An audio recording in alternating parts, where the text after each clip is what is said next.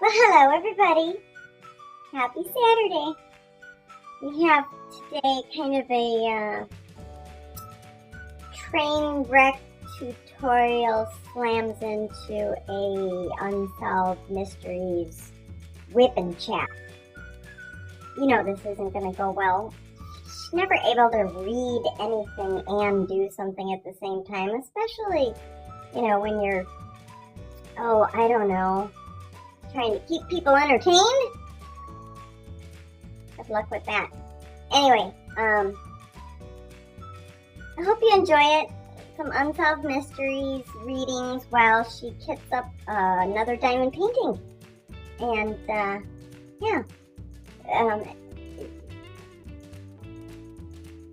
stay around to the end because we'll show the finished results at the end because she just,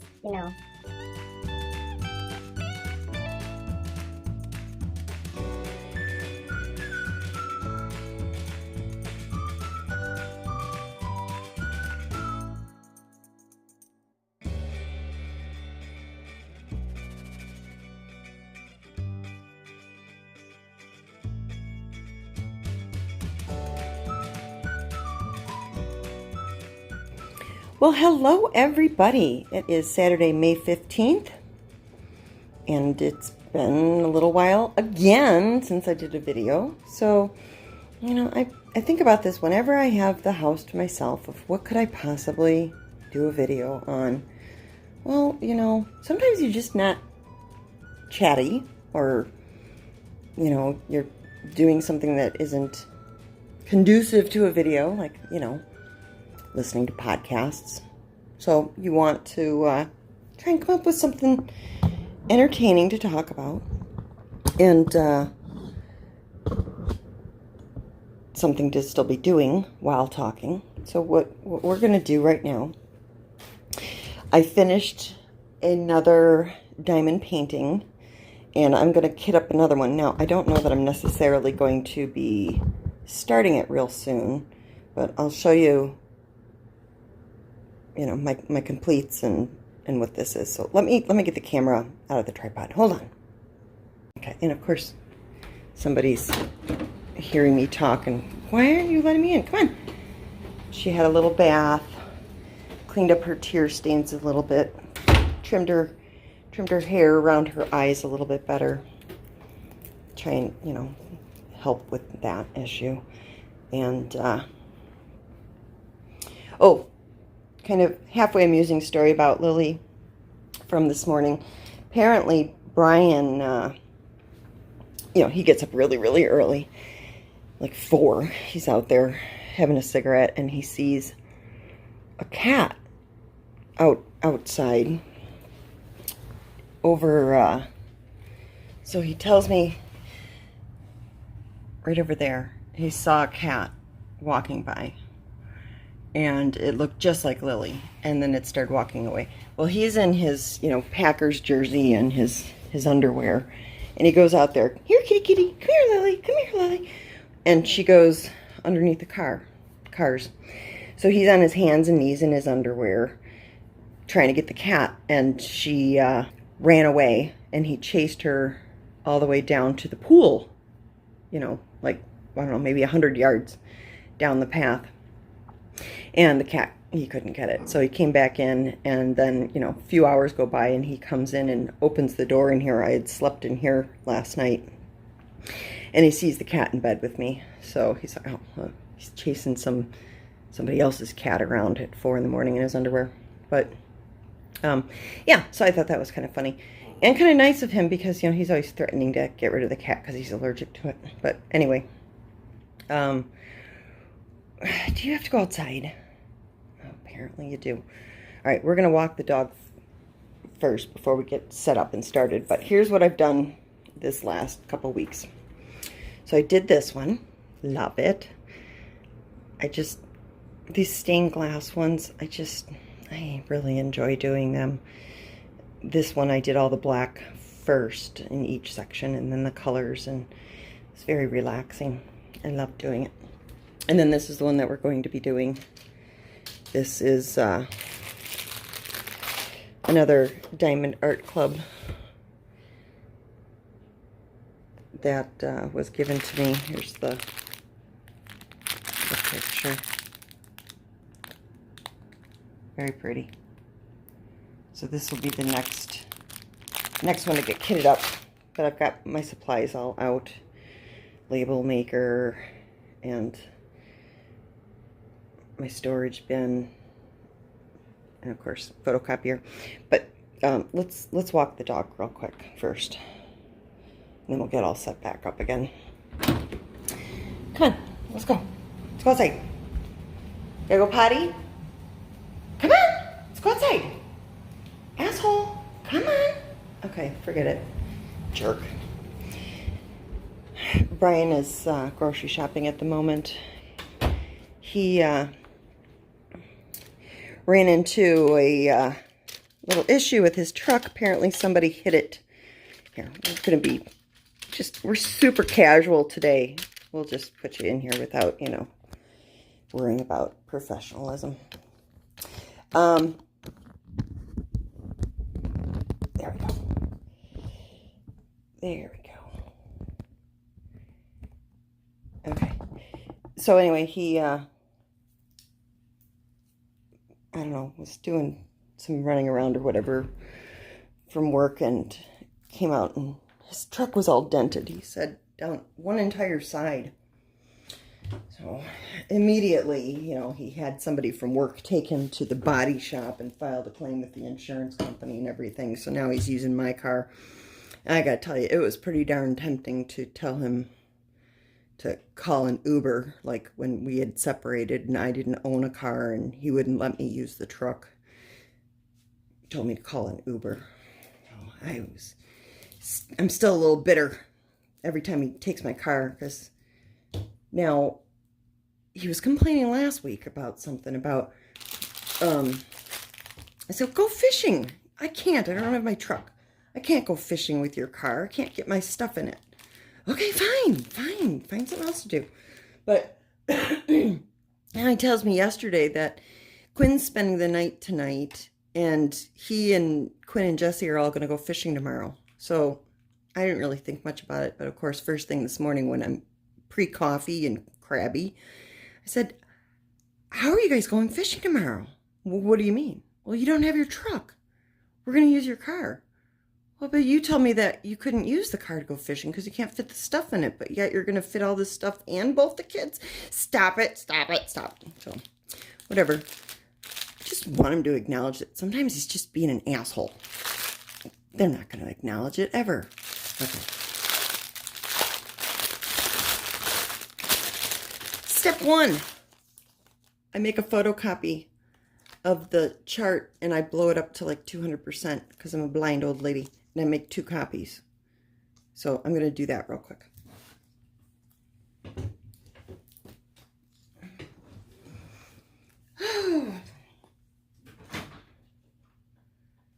Anyway, so yeah, he's at the grocery store right now. And let's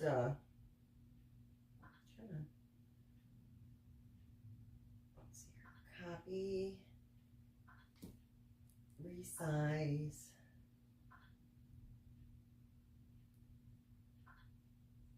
I think I go 175 or it gets too big to fit on my thingies, my containers. Done. Okay. Back. Well, that didn't work. What the hell am I doing? Yeah, I'll do 2 copies.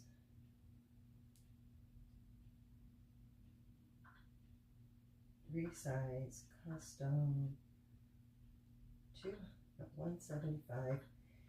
Is this fascinating for you? Okay, well, at least the cat's keeping me entertained. Done. Okay. And start. Okay. Lily, honest to God. What else is new? Oh, some of my new obsessions. Some of the reasons I'm not making videos a lot. New series. I'll start with the podcast first. New podcast I've been listening to is Time Suck. And it's basically any topic under the sun explained by a comedian. He does the research. It's kind of like the Dollop that I've been listening to for a long, long time, but just one person most often, just this one comedian. And he can be pretty, well, I wouldn't say vulgar. He has no problem swearing, that's for sure. But anyway, I find it entertaining because he covers all kinds of things from Hitler to transgender to Lily to different things in history to, you know, whatever. All kinds of shit. Cloning, all kinds of topics. But in his podcast, he mentioned a TV show because one of the episodes he did was on artificial intelligence. And so he mentioned a TV show, and I'm like 3 years, his podcast I'm listening to from 3 years ago. It's called Westworld on HBO. Well, it was still, Lily, still available on demand. So I started watching it, and I thought, you know, Brian never wants to watch any of the same shows as me, so I pitched it to him, artificial intelligence, yada yada, and he wasn't interested. But then I put on the first episode, and there's lots of nudity and sex and all kinds of stuff, so he's been watching it with me religiously. We're up to season 2, halfway through season 2. There's only 3 seasons right now, unless, I don't know if they stopped making it or not, but you know, if you put the arm out on the printer, that stops dumping them on the floor. And then this one didn't work. Too far over. What are there? 35. Let's move that over a little bit more. Finally got some white paper. Okay. Let's see. Yeah, we'll do 2 more. Anyway, Westworld. Very, very, very violent, gory, lots of sex and nudity and swearing. But I'm enjoying it, and so is he. So if you're into that kind of stuff, Westworld, loving it. And that's the TV show on HBO on demand. And then the podcast is Time Suck. So that's what's been keeping me from making videos. It's hard to make a video when you're listening to a podcast or watching a movie. Yeah. Oh, come on. Almost done. Oh, and then with the wax burner that I've got and all the waxes that were sent to me, I felt like it was such a shame to just, you know, dump it in the garbage when it no longer smelled good. So Brian had brought me those bottles. Now I suppose I could have put a wick in it, but I didn't have a wick. But I've been pouring my non-smelly wax into the jar as I change scents. And then when I've got the wax all over the outside of the bottle, I hold a lighter to it, get it to melt and go down before I put my next color in. But hey, that was an idea. And I could have put a wick in it if I'd had a wick, but I don't know, whatever. Just save everything, hoarder. Okay. Alrighty. So, he also used up all my tape. I'm going to have to go downstairs and get tape from him. But, so I blew them up nice and big. And time to cut them out, tape them together, and run them through my little label maker. So, let's see here. I wonder if I'll figure out a way to tape them without having to go downstairs. Do I have any? I don't have any normal Scotch tape up here. I just have double-sided. We'll figure it out. But let's grab some scissors. So that's the 2 entertainments that have been occupying my interest lately. And that diamond painting that I did has been pretty much what I do between calls at work. Oh, I did get my new schedule as well posted. So starting mid-June, I'm now going to be working Mondays, Tuesdays, Fridays, and Saturdays. So 4 days a week instead of 5. But 10-hour shifts instead of 8. So 410s. They're called a 410. 11:30 a.m. till 10:30 p.m. Monday, Tuesday, Friday, Saturday. So I'll have Wednesdays, Wednesday, Thursday. My weekend will be in the middle of the week, and Sundays off. And I suppose I could do an hour dinner to eat and spend a little time with him. But yeah, I won't have to see my husband very often because he'll be long asleep by the time I get off work for 4 days a week. So that might be awesome. Who knows? Anyway, let's see here.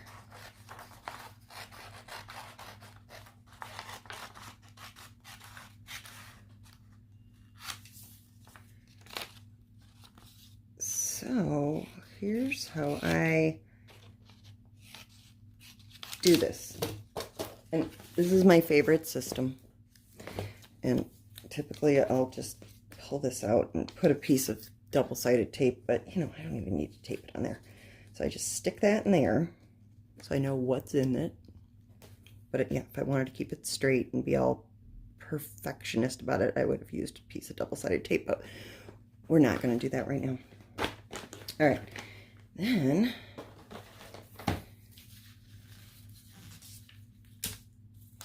next, let's cut this sucker out. And I believe with these,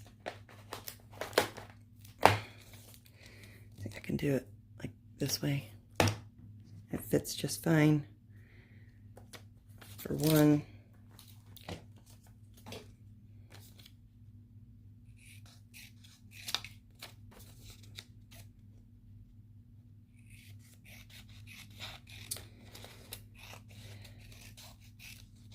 I have not even checked the comments from the last video yet to see if anybody was interested in doing the stitch along with Danette and I, but I need to order my stuff pretty soon. You know, I used to be pretty good about the comments because basically my method of madness is when I'm loading my next video and you're waiting for it to load into YouTube, I'm checking the comments from the prior video. But when you only do a video like once every couple of weeks, you're not really on top of your comments anymore. All right, and let's see here. Those are kind of trashed. I'll do this one. So by the time this video loads, I should have checked my comments from the previous one. But yeah, I don't know. Am I burned out? Am I burned out on this? I don't know. I think it's a situational thing. I personally am not burned out, but well, I cut that like shit. Okay, let's see here. I think it's just my current living circumstances are not conducive to me spending a lot of time making and editing videos because, you know, COVID, everybody's home. And by everybody, I mean the husband. So, whatever. He has an innate inability to entertain himself. I mean, seriously, you should have at least one hobby you can do at home. That the only thing that you enjoy to do for fun is fishing.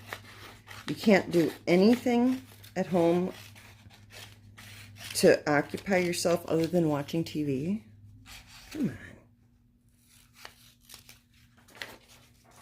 You could say the same for me. Like, you just sit at home and you listen to podcasts and you play video games on your phone. Yep. Love it. Okay, so 18 is right there. So 11, I only need it up to here. There we go. So I do one with both, and then I make a second one that's just the symbols, and those get pulled off of my container and put onto my tray that I'm using. So I'll cut out one of the ones with symbol. Oh, I don't want to do that. I'll do this.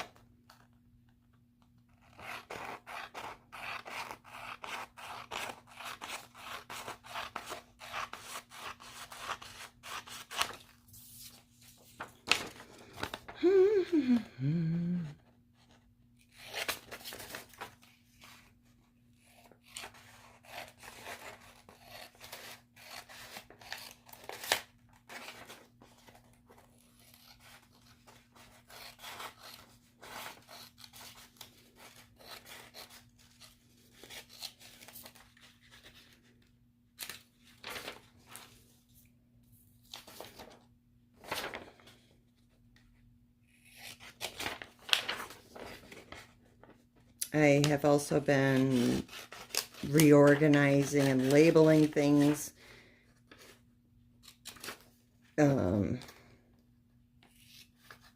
So that's thrilling and fascinating information to share with everybody. And let's see here. I'll cut this off right about here. Go. This is where the tape comes in handy. Is to oh yeah, I do need tape because I tape the edges and everything so that I don't shred my paper as I'm pulling it on and off and on and off. So I'm gonna go get the Scotch tape, and I'm not gonna make you come with me. So I'll be right back. One step better, packing tape. Even better. Why? I'll show you why. So, here's my little trick. Stick it to the desk. And then roll it out. There we go. And our pieces here. Okay. Yeah. Let's grab our little thingy. Make sure they're going to fit in there before we go through all this work.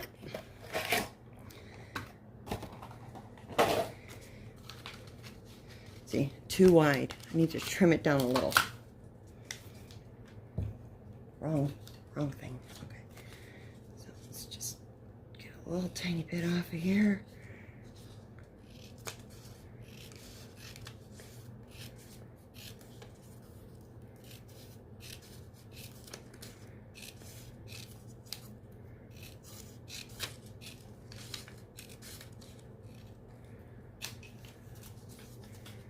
And a little bit off of here.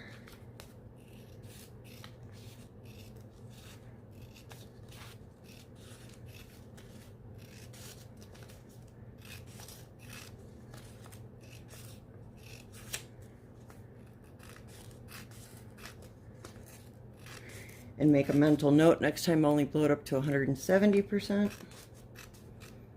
Okay, let's see. Sorry, Lily. There we go. Perfect. Okay. And so now, get it right on my tape. Where's the edge of the tape? There it is. There we go.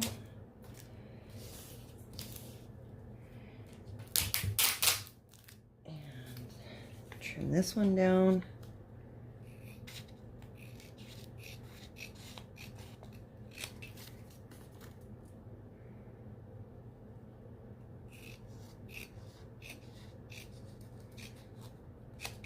Go.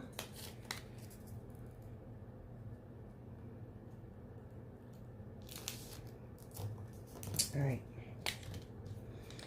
And then I've got these. One.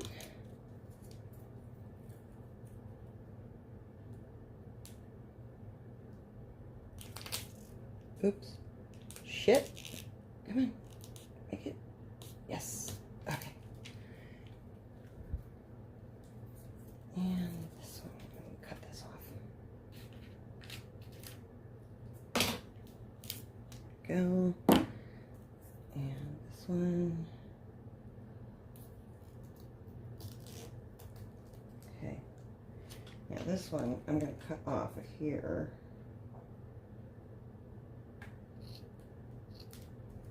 Can't see what the hell I'm doing. Okay. There we go. And I'm going to fold tape over the edge of that one.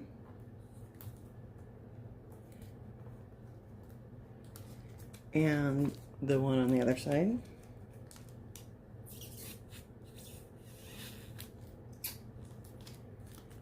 There we go. All right.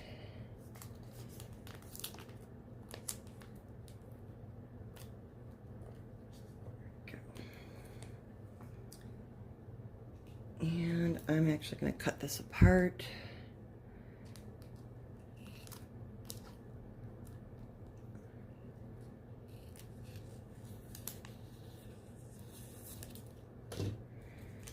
There we go. And I'll cut this one apart. What is she doing? You'll see.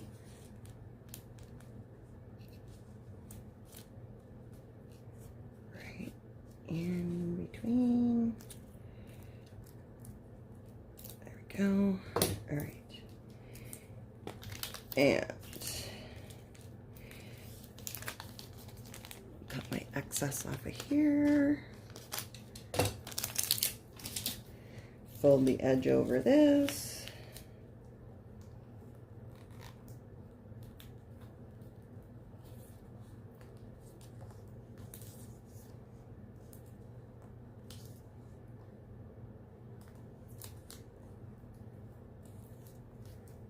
Go. And this, you can actually cut those two apart because they're not lined up exactly. It's making it hard to fold. There we go. And this, there. So now I've got a nice plastic edge. I put it through my sticker maker, and then as I'm peeling it on and off of things to move them, I'm not tearing my paper because I've got, you know, something I can get my fingernail under without ripping it apart.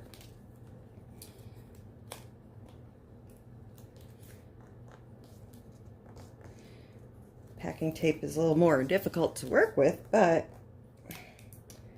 it's also one piece rather than multiple lengths of Scotch tape down each side and all of that. And I've got the entire front waterproofed. So, all right. And then these little ones. Let's see here. I can just put another piece of tape down for that. Those are ready to go through the label maker. Grab one more piece of this. Where's my edge? Right here.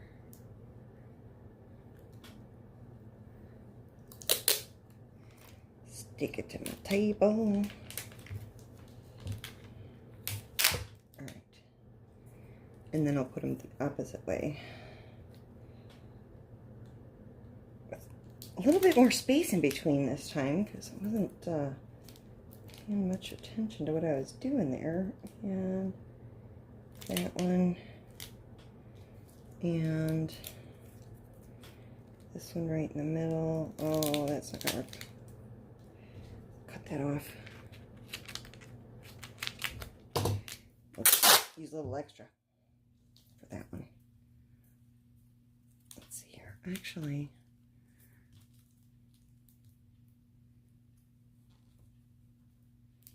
yeah, one more. There we go. Oops. Okay. And then I'm done with my packing tape. So fold that over. There we go. There we go.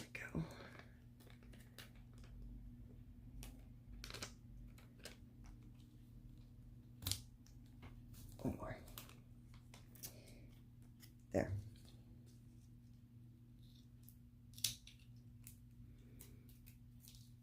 And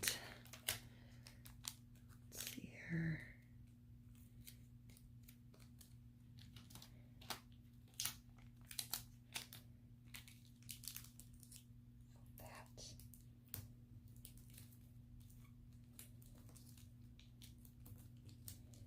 Go. And that. And will that still fit? No. Okay, so I still gotta cut it apart anyway. And fold. I think he's home. All right. Now, stick this here for running it through the label maker. Oops.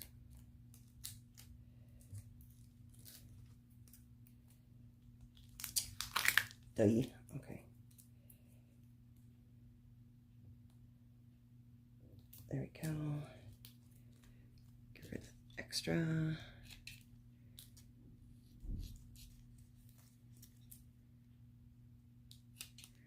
Okay, and stick that on there. Get rid of that.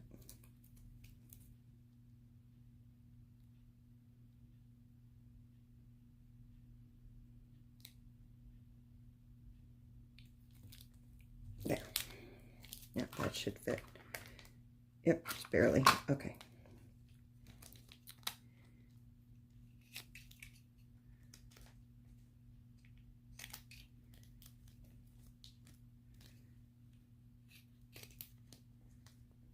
And there. Okay. And extra little bit. Just fold it. There we go. Save on my label stuff. Okay, so now send her through.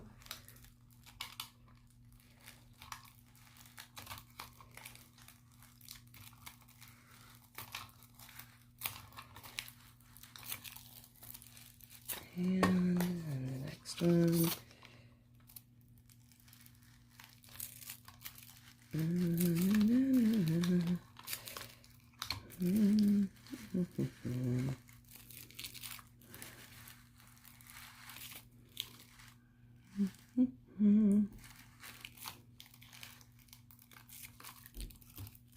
Get it right down. I try and use as little as possible, so as one ends, I stick the next one in, so I'm not wasting any. Okay, and that one. There we go. And tear it off. Put it away.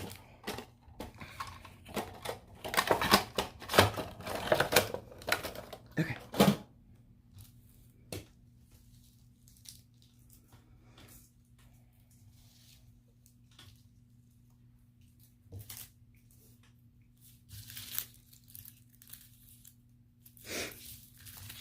And then I just run it like over my desk, over the edge. Get the sticky stuff on there nice and good.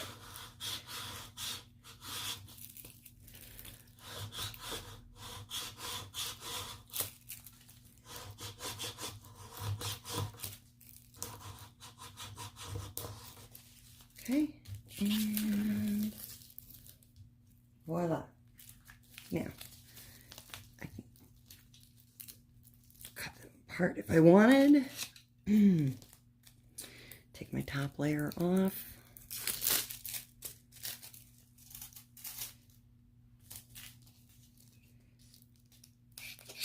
There we go.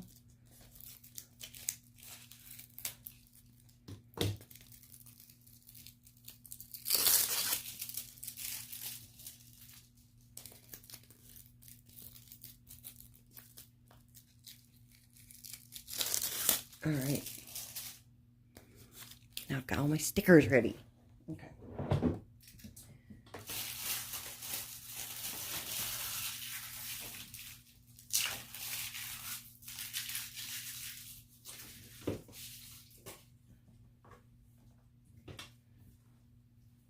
Okay, now what am I doing?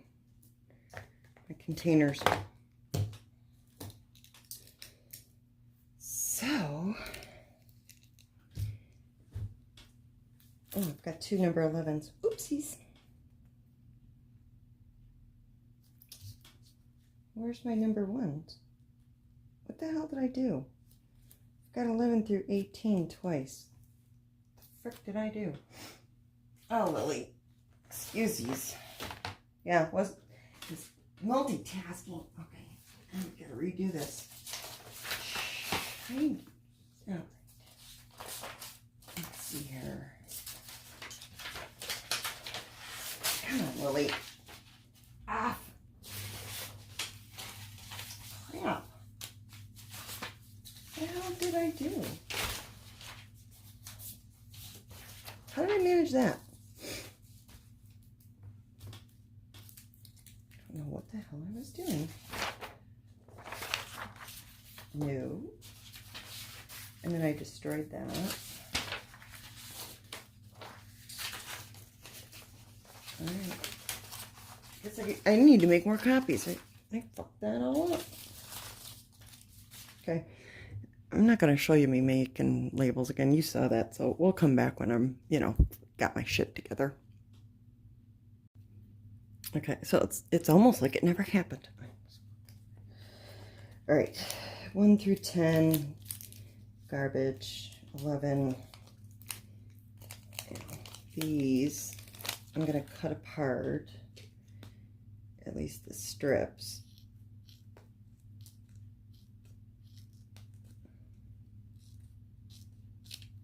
Because they're heading in every different direction. Let's see here. That's the end of it, and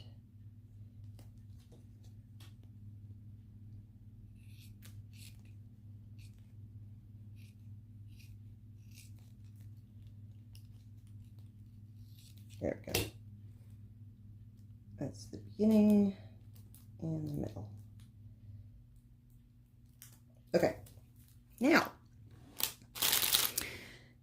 I've got all my stickers.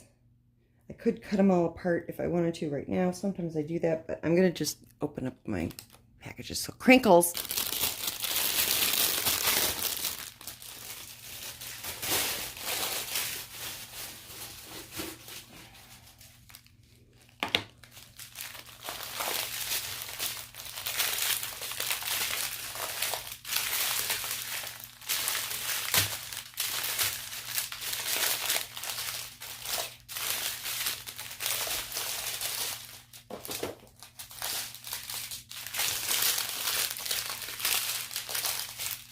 All right.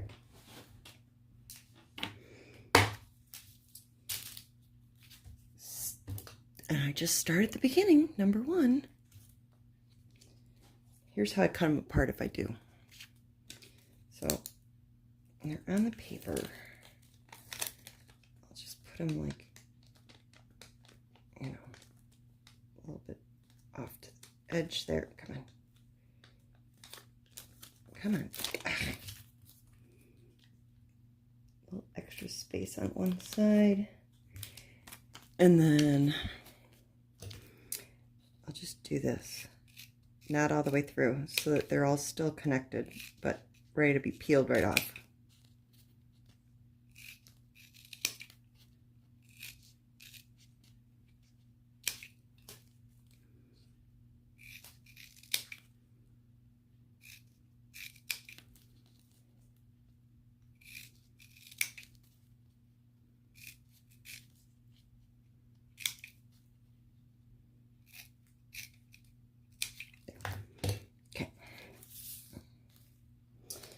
Number 1.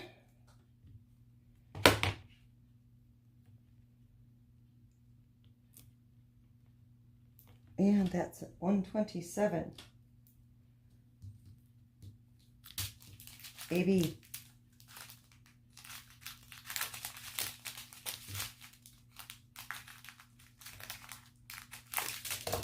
Yeah, just save some time. Normally what I do is I do them one at a time, and then if I've got a color that uses multiple, then I, put them all together, start to the next one. But for time's sake, so that I can talk about something else while I'm doing this, I'm just going to see. That'll be one. And next I've got 155. Let's see here, right here.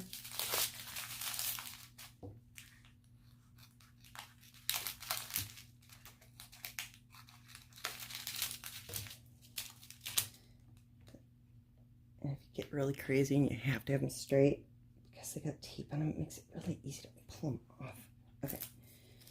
That's only 1, 209. Actually, I think I'm going to put these right smack in the middle. Let's see here. 1. What's that noise? 2.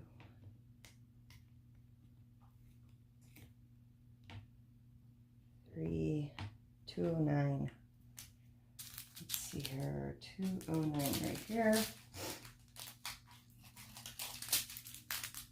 Only 1. 210.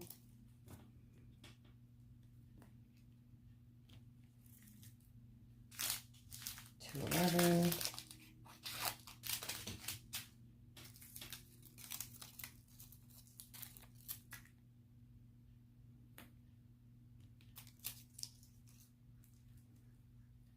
And then 310. That one's probably gonna have a bunch. Not too bad, only 2. 2 big bags.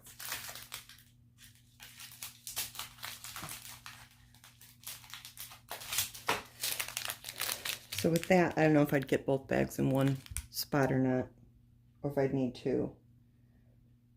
Next number is 312. So I'm gonna actually empty this one out to see if they'll all fit in one.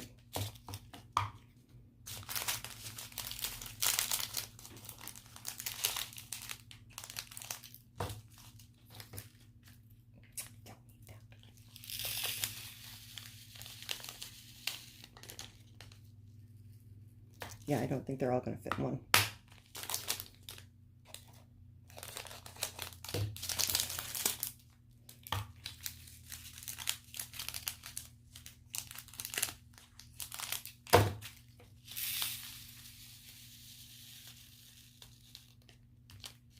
There we go.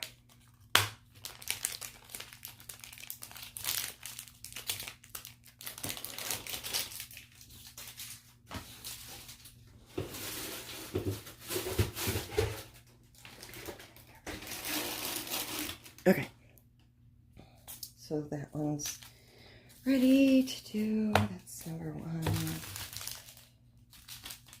Okay, 310. And grab another one. Next, 312. So on and so forth. Let's see here. So, what was I going to talk about that,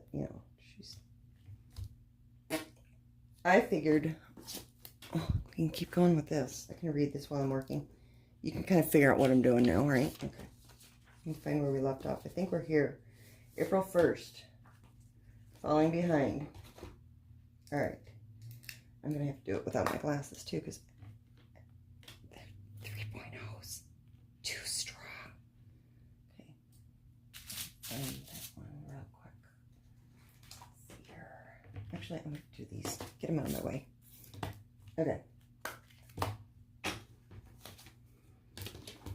April 1st. And this is the History Channel Unexplained Mysteries desk calendar. The Irish Crown Jewels.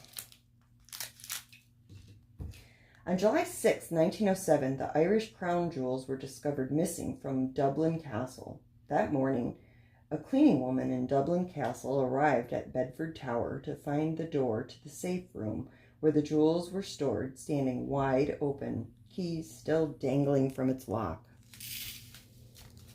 The jewels, which included the Grand Master Star and a badge, were embellished with magnificent emeralds, rubies, and white and pink diamonds. They were valued at more than $60,000 at the time, which is more than $1 million today.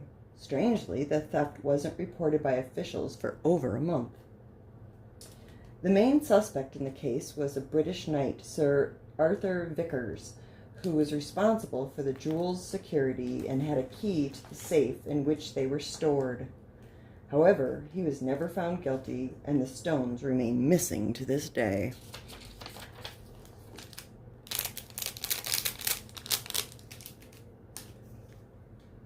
Okay, hang on a second. I'm going to move my little microphone. What did I do? There we go. I had it clipped to the stand, but I'll clip it to myself. Because with the air conditioner on, sometimes, whatever. Okay, Lily. April 2nd, the disappearance of Amelia Earhart. After becoming the first female pilot to successfully fly across the Atlantic Ocean on June 18, 1928, Amelia Earhart set her sights higher. She wanted to be the first to fly around the world. In May 1937, she and her navigator, Fred Noonan, set off on the flight of a lifetime. Despite extensive preparation and training, the pair never completed their circumnavigation. Between July 2nd and July 6th, Earhart and Noonan placed over 100 distress calls, one of which was reported only by a Texan radio hobbyist, who relayed that Earhart had been downed on a small uninhabited island. After those calls, however, she was never heard from again. In 1940, a woman's bones were found on an island in the South Pacific Ocean, but because Earhart has no living relatives, it is impossible to compare DNA to determine whether the remains actually belong to her, and the mystery surrounding Earhart's disappearance remains. Oh, shit. Lily. Oh, no. Thought I didn't look at the number. Okay. Blame it on the cat. Nothing is your fault, ever. All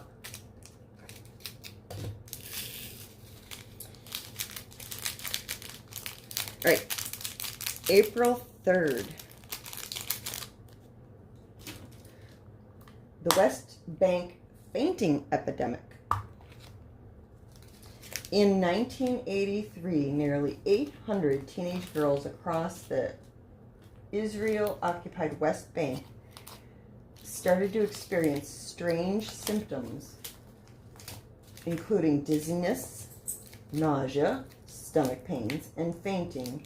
Yet lab tests of the subject determined that there was nothing physically wrong with any of the girls.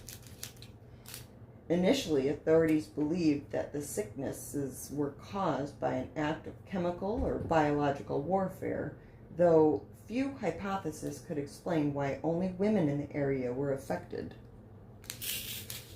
After further research, it was concluded that the illness was not due to an act of terrorism as was originally thought. In a later study, the Center for Disease Control reported that it believed the illness probably came about due to psychological factors, but the agency is unsure as to how such a condition spread to so many girls across an extensive area of land. Oh, my goodness.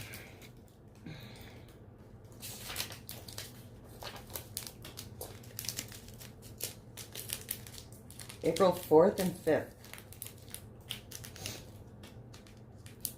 The Roberts burning deaths.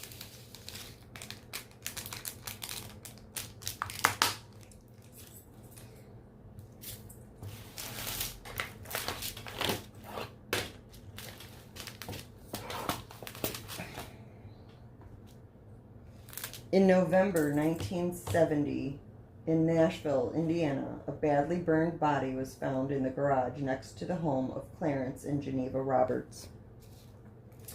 Geneva, who claimed the body was that of her missing husband, fought to have him declared dead so that she could claim the $1 million insurance policy he had recently taken out. However, the coroner would not sign a death certificate saying that other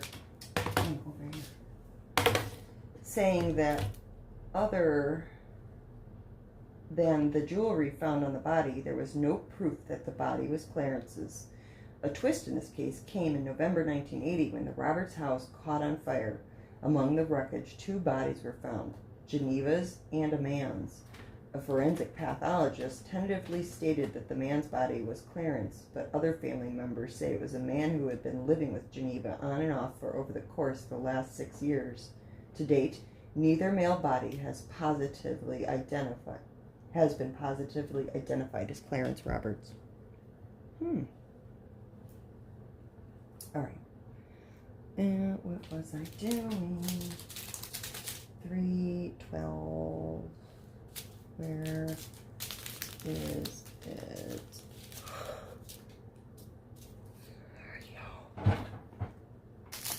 There.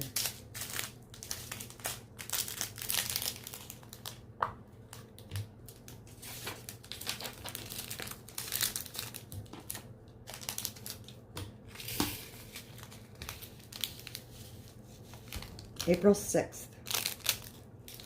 The disappearance of the Olmecs.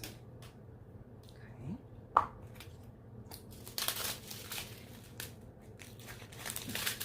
Beginning around 1200 BC, 15 centuries before the Mayans, the Olympic people lived along Mexico's Gulf Coast. They are the Olmec people. Oh, I already said that. They are believed to have been. Honestly. Lily! Jesus. They are believed to have been one of the first civilizations in the Americas and had created large cities. Boy, talk about distractions. Lily, leave it alone. No, mine. She steals everything. I'm going to start that one all over again. Too distracting.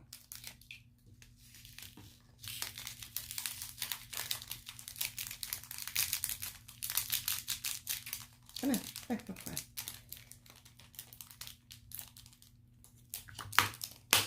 Okay.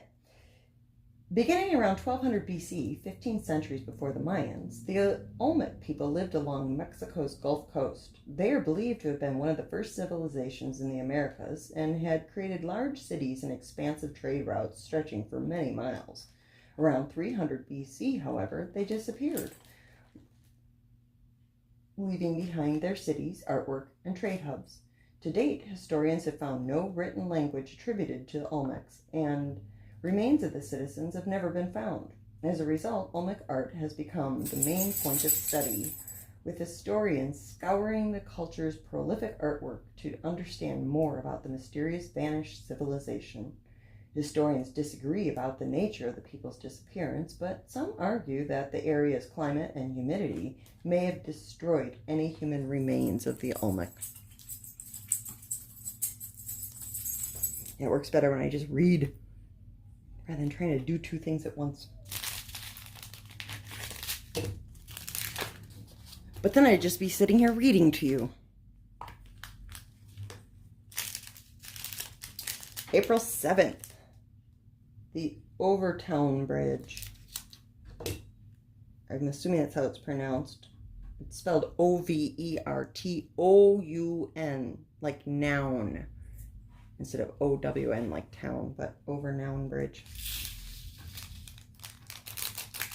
Unless it's Overton, but I'm saying Overtown. Okay. The Overton Bridge in Dumbarton, Scotland, is the site of a very strange, highly upsetting phenomenon. In the past 50 years, nearly 50 dogs have jumped from the bridge to their deaths, according to witnesses, and even more have jumped only to be found later unharmed. Stranger still, all the dogs that have died were similar breeds. Because of the site's macabre reputation, residents in the area no longer walk their dogs across the bridge for fear that they too will jump to their deaths. Multiple animal experts have visited the site in attempts to explain the phenomenon, but none have confirmed answers, though some hypothesize the scent of an animal such as a mink may be attracting the dogs. Many local Scots, however, cite the myth for which the place is named. In Celtic mythology, Overton means the thin place, where the spiritual world and the human world overlap. Many believe that animals are particularly sensitive to the spiritual forces, which might explain the area's terrible qualities. I did see a TV show about that. I'm guessing it was on the History Channel. Okay. 333. There.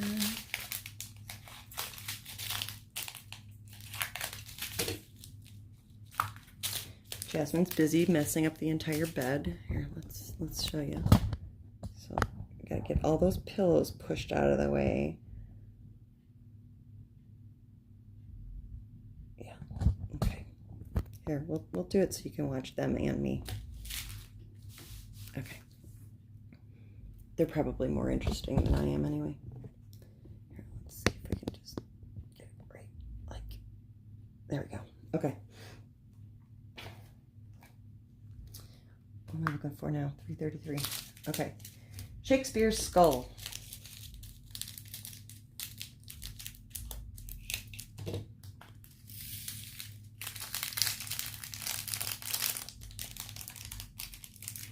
William Shakespeare, perhaps history's most influential and prolific playwright, gifted the world countless treasures between his plays, performances, and poems.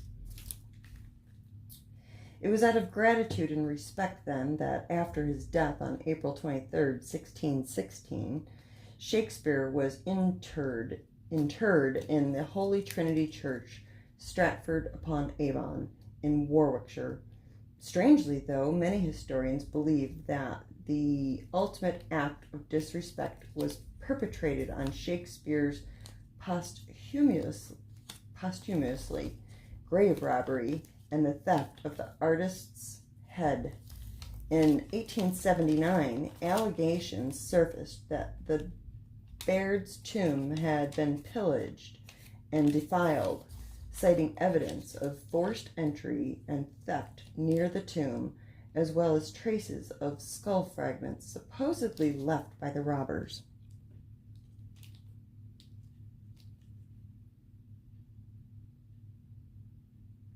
Okay. Pause, please. Oh, hold on. Just get that lined up. Okay. Subsequent inquiries have supported this story, but an archaeological ground-penetrating radar scan could only conclude there was a disturbance near the head of the body. However, requests to exhume the body have been denied.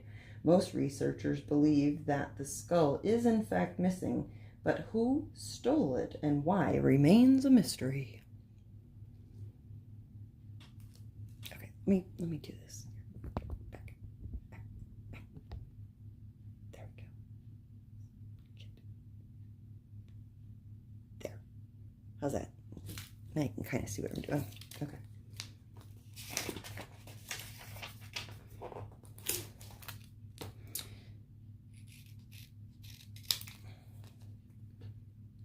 April 9th, Banksy's unknown identity. Starting in the 1990s, the startling, eccentric British artist Banksy, I did see a show on this. Okay. The startling eccentric British artist named Banksy began to create street art throughout England. Despite a trademark style and particular flair for theatrics, the renegade artist took great pains to avoid identification. So much so that his identity began to entice the public nearly as much as his art. By 2010, and despite his continued anonymity, this subversive street artist was listed as one of the world's 100 most influential people. By 2018, Banksy's paintings had become so sought after that a piece of Banksy's work sold at public auction for $1.4 million before promptly shredding itself via a remote control shredder, hitting cunningly in its frame. Holy shit, I didn't hear that part. While many are keenly interested in uncovering the famous artist's preciously held identity, some going so far as to make documentaries on the topic, the documentary I saw, Banksy's true face has yet to be revealed.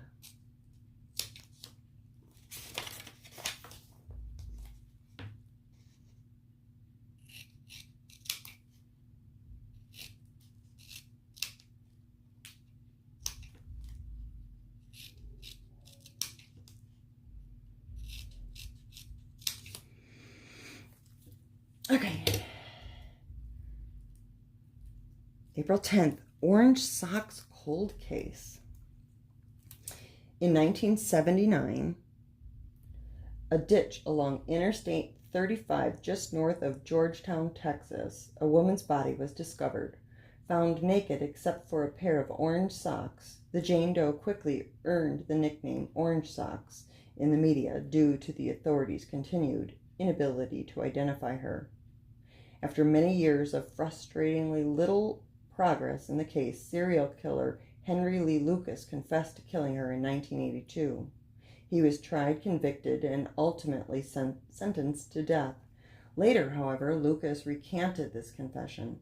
Many experts believe that he had only confessed to the crime out of need for attention and untreated psychological issues, as he had also confessed to countless others. Regardless of whether Lucas was in fact the killer, the identity of Orange Socks remains unknown, with precious little evidence found and no detail given by Lucas. To this day, strangers continue to pay their respects to this unknown woman by leaving coins and golf balls on her grave in Georgetown.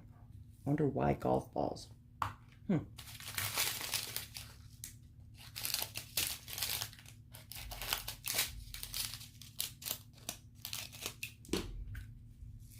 Are orange socks associated with golf, or was this right outside of a golf course?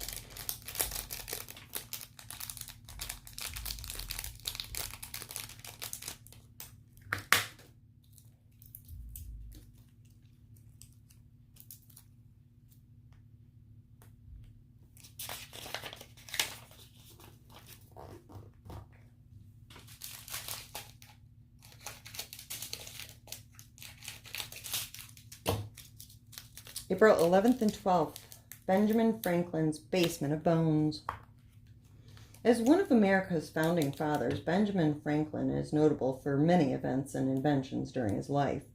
But a discovery made long after his death is perhaps his most macabre footnote. In 1998, historical conservationists undertaking the repair of Franklin's one-time home at 36 Craven Street in London made a startling find.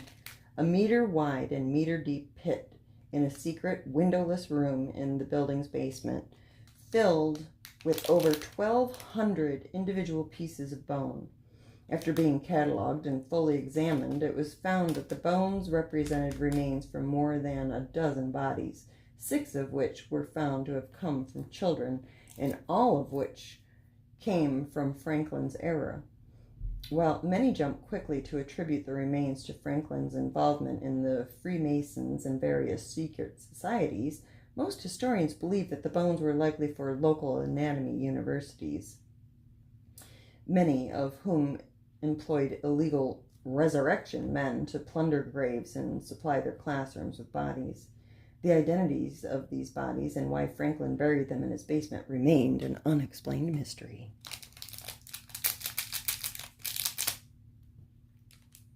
Benjamin Franklin, serial killer.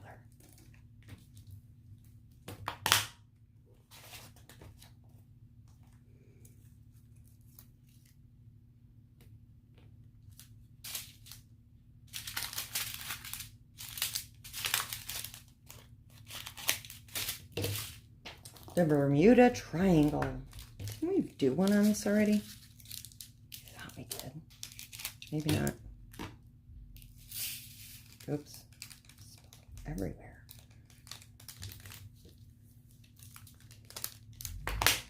I did just listen to a podcast on it, though. All right.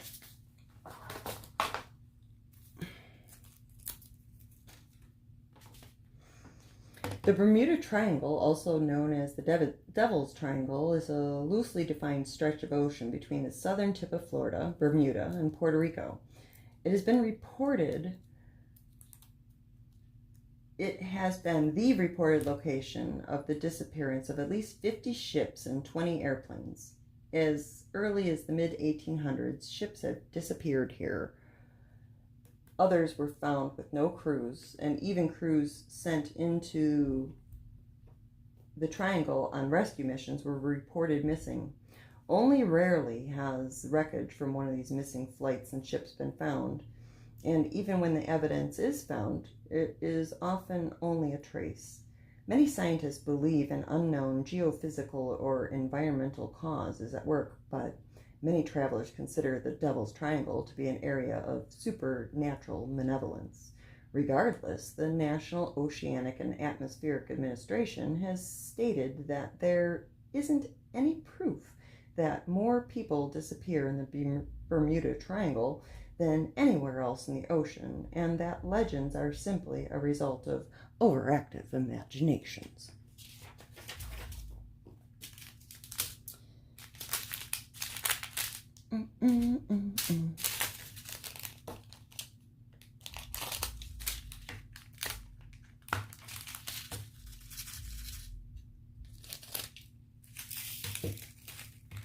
Making a mess.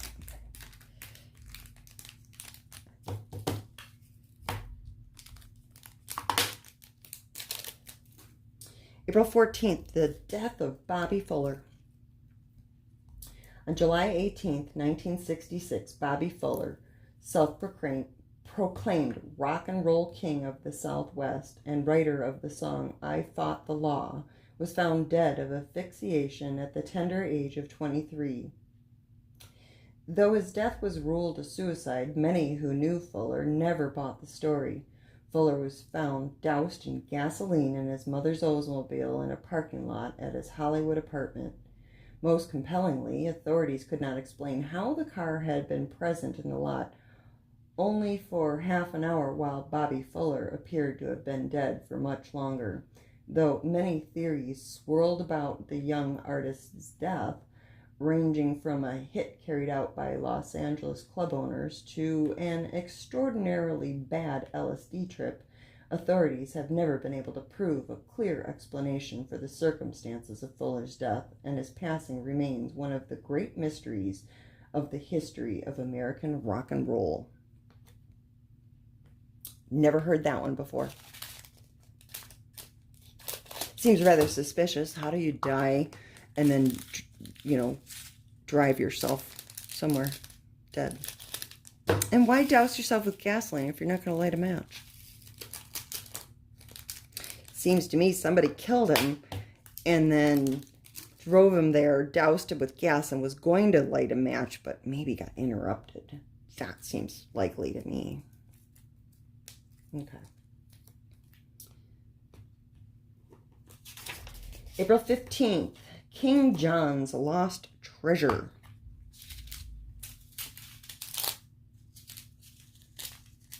In 1216, in an area near Lincolnshire, England, Bad King John, so named for his famous incompetence and malevolence, and his army were on the run from an army of his enemies who sought his head. Despite the fact that he was running for his life, King John packed an entire carriage train full of precious artwork, gems, and gold, unwilling to part with his riches. While crossing a tidal estuary called the Wash, however, nearly the entire train was lost to the muddy waters and has never been recovered. Some believe that fierce tides may have dragged the treasure out to sea. Others think that the treasure may have been unknowingly paved over during modern construction efforts, committing a king's fortune to an ironically meek end.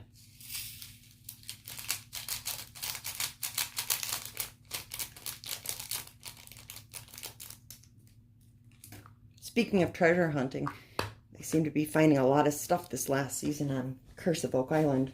I don't know, any of you guys watching that? Probably been one of the better seasons they've had.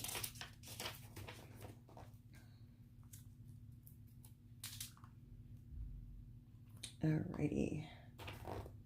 Shakespeare's Lost Play.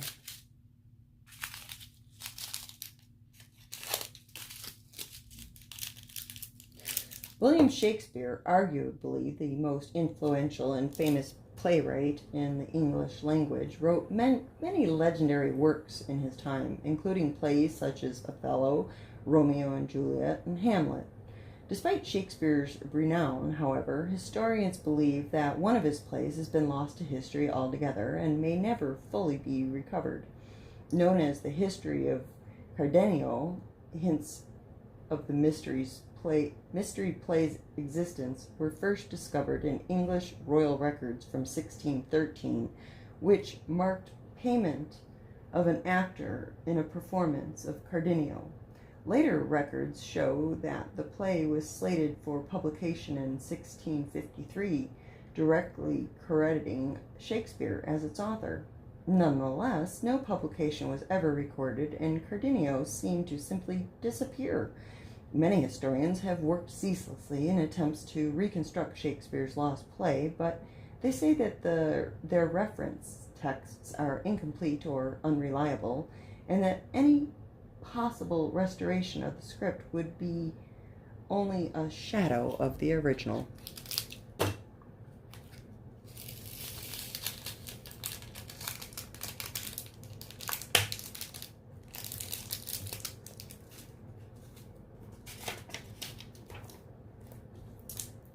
April 17th, missing students in Mexico.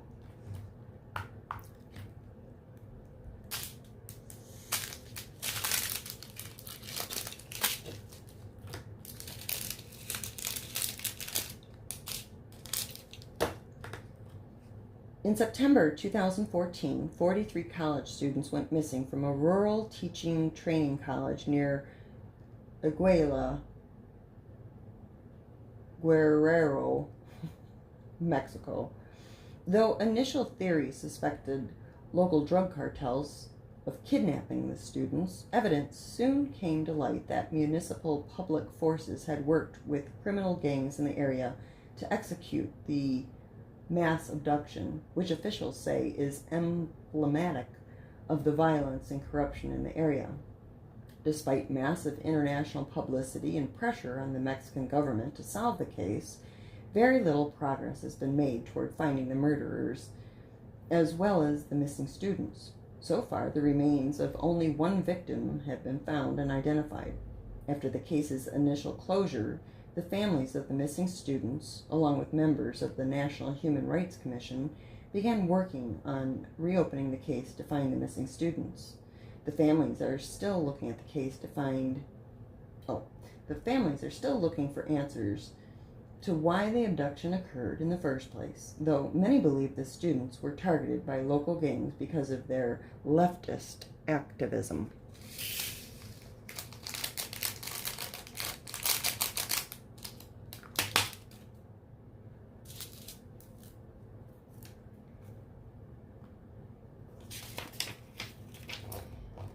Here we go. April 18th or 19th. 18th and 19th. Hitler's Globe.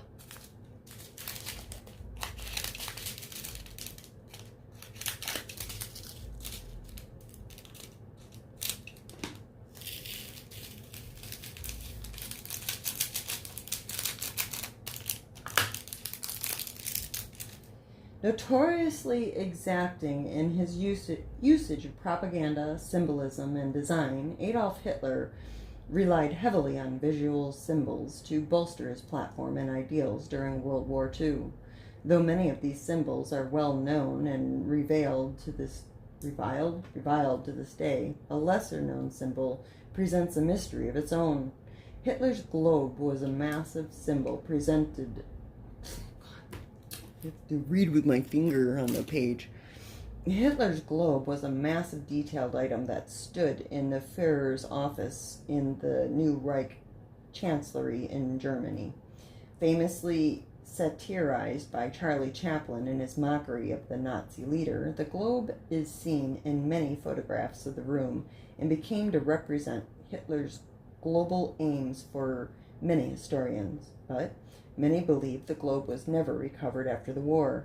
Currently, the Deutsches Historisches Museum claims ownership of the globe, though some experts dispute the claim, citing marked differences between the object in the museum's possession and pictures of the globe. These arguments, which have gained traction in recent years, suggest that the globe has instead been lost to history, as is the case with many historically significant World War II items.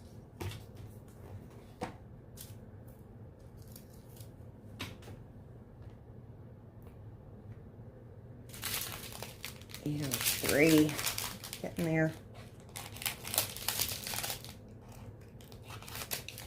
And there's 820. 3.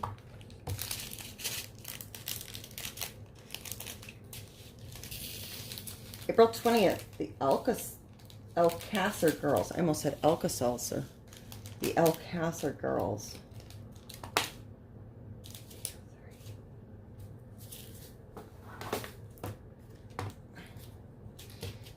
In November 1992, in November 1992, in the small town of Alcasar near Valencia, Spain, 3 teenage girls were abducted and brutally murdered. Miriam Garcia Iborra, Antonio Gomez Rodriguez, and Desiree Hernandez Fulch were last seen at a gas station in a nearby town of Picassent, where witnesses say they entered an unknown car that was not their own. 2 months later, in January 1993, the 3 girls' remains were found by beekeepers in an area locals referred to as an inhospitable wasteland known as La Romana. Though police tracked down one suspect in the case, the man fled his apartment via rooftops and was never recaptured. The case, which was called a journey of horror by one Spanish judge, has never been resolved, and the murder of the 3 young girls remains one of Spain's most violent mysteries. Oops. See, this is why you gotta move it. Shit. Okay.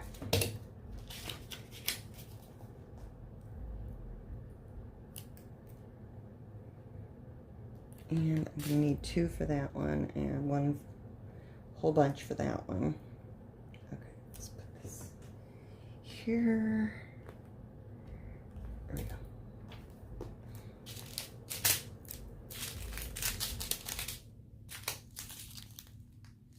All right, the missing USS Wasp.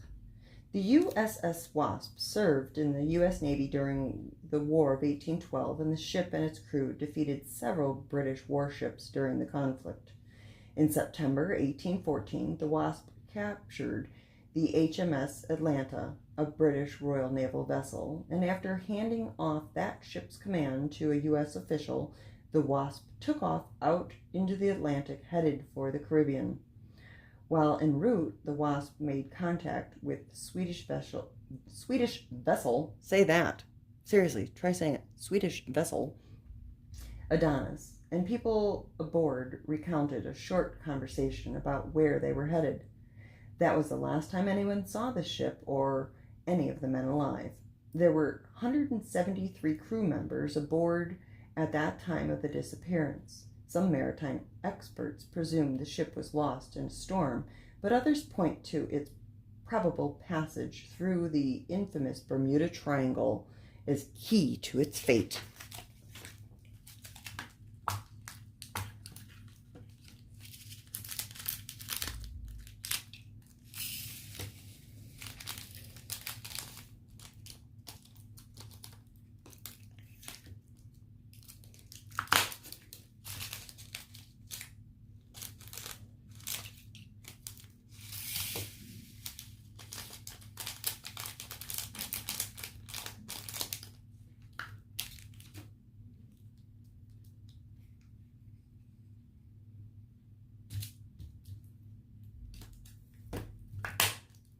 April 22nd, the tomb of the God King. Like most kings, Antiochus I, ruler of the ancient Armenian kingdom of Commagny between the years 70 and 36 BC, had a flair for the dramatic. Though he claimed to be a descendant of Alexander the Great, Antiochus, whatever, also asserted a special connection to his people's gods, going so far as to develop a royal cult in order to establish himself as a god after his death. To solidify this claim, Antiochus, ordered the construction of a massive, glorious temple that would eventually serve as his tomb. He dictated that the site on the peak of the sacred Mount Nemrut would host an annual religious festival in his honor after his death. Despite faithful recording of his explicit instructions, very little is known about the temple's interior and what it might contain. The site was relatively unexplored until the 21st century. Archaeologists are eager to investigate Antiochus, whatever this guy's burial chamber, but are waiting for approval from Turkish authorities to do so.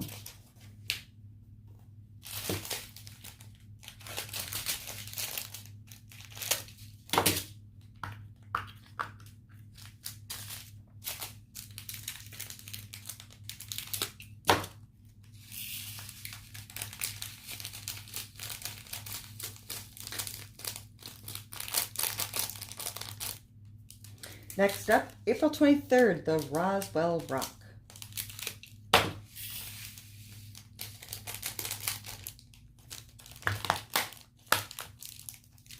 In July 1947, something crashed in Roswell, New Mexico that many believe to have been a UFO.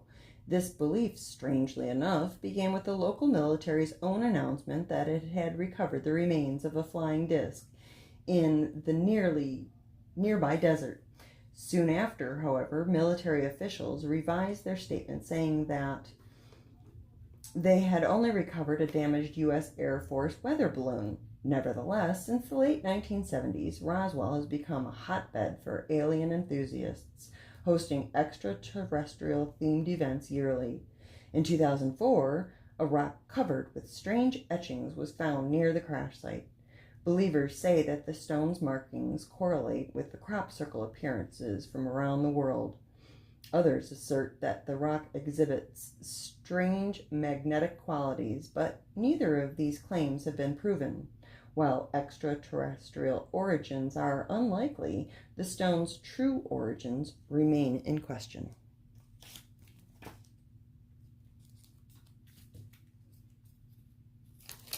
April 24th.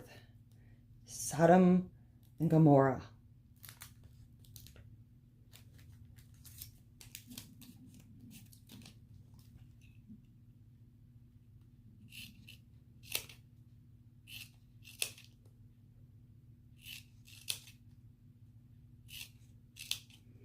One moment, please.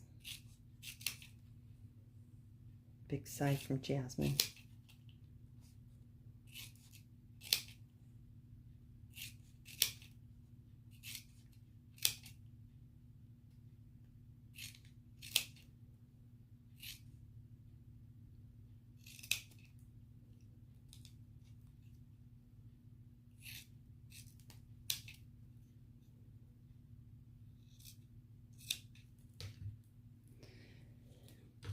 In the biblical book of Genesis, the cities of Sodom and Gomorrah are said to have been destroyed by God as retribution for the wickedness and moral corruption of their citizens.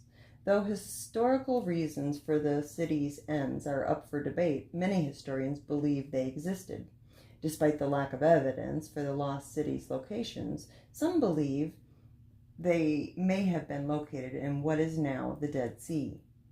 on a landmass that separates the northern and southern parts of the sea. The scientists believe that a large portion of that landmass collapsed following a massive earthquake sometime between 2100 and 1900 BC, theorizing that gases released during the earthquake may have ignited in the atmosphere, causing the biblical description of fire and brimstone. However, because no remains have ever been found in the area, some question the city's existence. Oh, this will work out perfectly. 3 of those. All right, coming to the end here. We're going to stop at the end of April. Get these 3 in, and we'll read about Death Valley's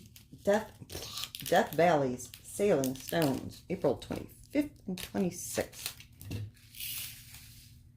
In Death Valley, the hottest place on Earth, stones move across the desert floor, seemingly propelled by no power other than their own.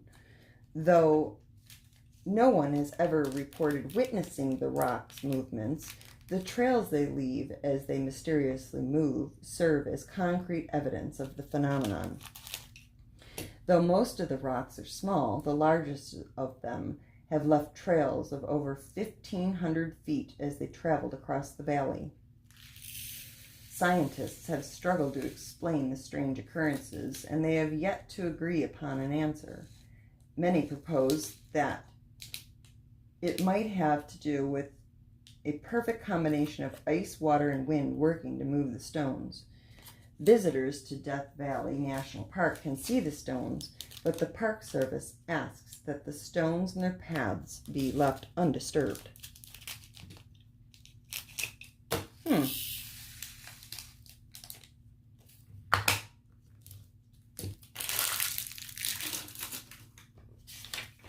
April 27th. I thought we talked about this one too. D.B. Cooper. Didn't we do this one already? No, I don't know. The infamous D.B. Cooper hijacked Northwest Airlines Flight 305 flying from Portland, Oregon to Seattle, Washington on November 24th, 1971, 5 days after I was born. He told flight attendants he had explosives on him before demanding $200,000 and 4 parachutes. When the hijacked plane arrived at Seattle-Tacoma International Airport to let off the passengers, airport officials complied with Cooper's demands. Cooper then instructed the crew to fly him toward Mexico. Somewhere above the Pacific Northwest, and in complete disregard of the 5 government planes now trailing him, Cooper jumped out of the plane into a severe storm, taking with him the money and the 2 parachutes. Despite an extensive search following the daring robbery, no concrete trace of the man calling himself D.B. Cooper was found, and the FBI insists that he couldn't have survived his jump from the jet. Strangely, however, $5,800 of the ransom money was eventually found sitting on a sandbar in the Columbia River near Vancouver by a young boy, I do believe, if I remember correctly, 995.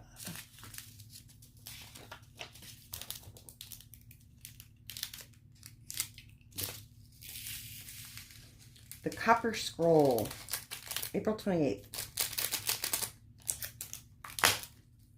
Written in Hebrew in the 1st century AD, the Copper Scroll is one of the oldest recorded biblical documents. Though it was found in 1952 in the same area as the other Dead Sea Scrolls in caves near Qumran in Israel's West Bank, the scroll is constructed of copper, and its style, script, and language differ dramatically from those of the other scrolls. Due to the delicate nature of the copper pages, the scroll took 5 years to open. Historians discerned that the contents hint at the location of hidden treasure, listing 64 locations and how much gold and silver can be found at each, with the total projected treasure valued at nearly $1 billion. Though extensive study has been made of the scroll, scholars are divided on whether they believe the treasure actually exists, and no trace of the scroll's riches has ever been reported.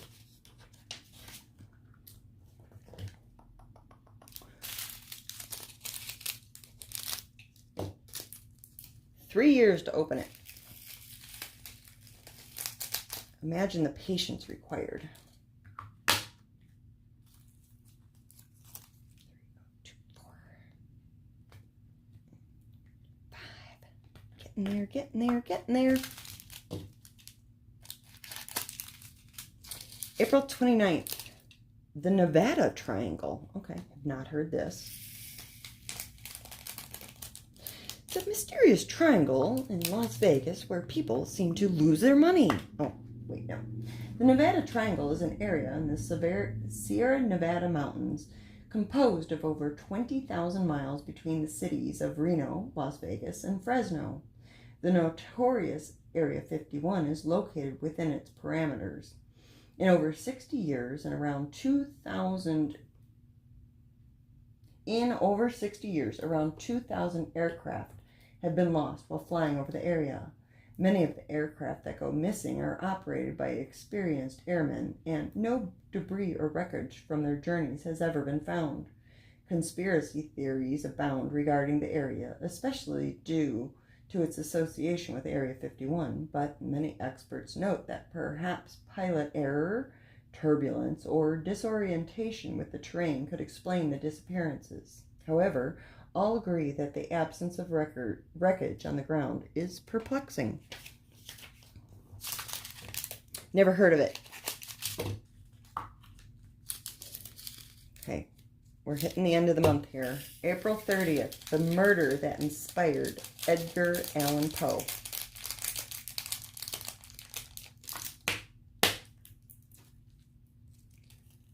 Let's see here, 3527, and then this one, and then this one, and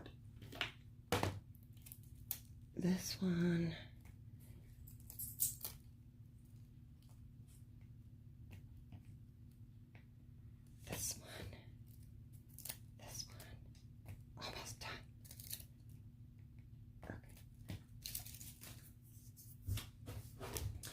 The body of Mary Cecilia Rogers was found floating in the Hudson River along the Hoboken shoreline on July 28, 1841. Rogers, who the media dubbed the Beautiful Cigar Girl, was perhaps best known for her job selling cigars for Anderson's Tobacco Emporium in Manhattan. Police stated that the girl was last seen on the morning of July 25, 1841. As she left her mother's boarding home to visit her aunt, and was never seen again. Interestingly, the famed horror writer Edgar Allan Poe soon became obsessed with Rogers and her murder, eventually writing The Mystery of Marie Roget, based on the case. In this story, Poe outlined what he believed truly happened to Mary Cecilia Rogers, even going so far as to claim that he had solved the case. However, New York police disagreed, and no official resolution for the case has ever been found. Okay, we're done reading because I can't get jack shit done. So, let me find my little thing. There we go. Mark my page, finish those up, and then what I do with these are the ones that I take and put on my little trays when I'm done. So, I'm going to just quickly put all those on and finish this up without you, because I really don't think I have anything else to talk about. But I hope you tolerated the video. If you made it to the end, you rock. And what's wrong with you? Let's see here. Now see, I probably shouldn't have done that. See, I stuck them right in the middle. Oh, here, we'll do it like this. Stick it right on the edge. That way I can get my finger under it. Anyway, thanks for joining me. Hope you made it to the end. If not, I understand. And hope you enjoy the rest of your weekend. I'm going to do my best to get this video posted yet today, so that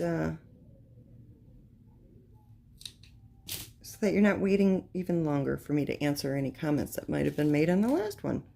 So with that being said, you guys, hope you're staying safe. Hope you're staying sane. I hope you are staying busy, if not just mentally. And I love you all. and I hope to see you soon. Okay, bye guys. Okay, so she finished early. She didn't finish. They didn't finish simultaneously. How many of you know what that's like? Anyway, yeah. So here's the finished product. Okay, we'll show you that real quick. Hold on. All right. Got our labels all put together. And there, and you can just pull the little that off, goes on your tray, put it back when you're done. Boom! Ready to go. So that's how she kits them up, and then the one that came with the thing, you just, stick it in there.